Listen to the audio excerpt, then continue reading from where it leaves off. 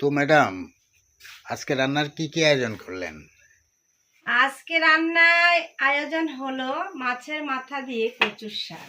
এই যে কচুর শাকটাকে সেদ্ধ করে নিয়েছি, আচ্ছা। আমাদের দেশি কচুর শাক এগুলো। হুম। আর এখানে মাছ দিয়ে পেঁয়াজ দিয়ে হুম। এই যে তরকারি হবে, মাছ দিয়ে পেঁয়াজ দিয়ে, সাথে একটু টমেটো দেব। আচ্ছা। আর এখানে টমেটোর চাটনি হুম। করব। আর ওখানে তো ডাল বসিয়ে দিয়েছি, আচ্ছা। ডাল রান্না হচ্ছে। আজকে আবহাওয়াটা আজকের একটু আয়োজন এগুলোই।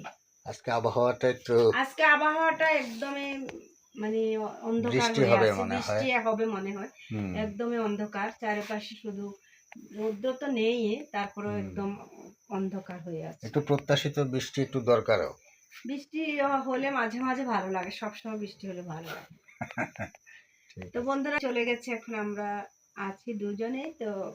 ভালো লাগে না রান্না বান্না করতে, এখন ভালো লাগে না। ওরা ছিল, আনন্দে ছিলাম কয়দিন, দিনগুলো কেটে গেল, এখন আবার নতুন দিনগুলো শুরু হলো।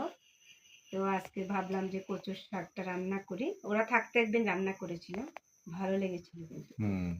তো এখানে মাছ নিয়েছি, আমাদের দুজনের জন্য মাছের পেঁয়াজ দিয়ে টমেটো দিয়ে রান্না হবে, আর টমেটোর চাটনি হবে, আর মাছের মাথা দিয়ে এটা হবে, আর ডাল কিন্তু চুলার উপরে বসে গেছে।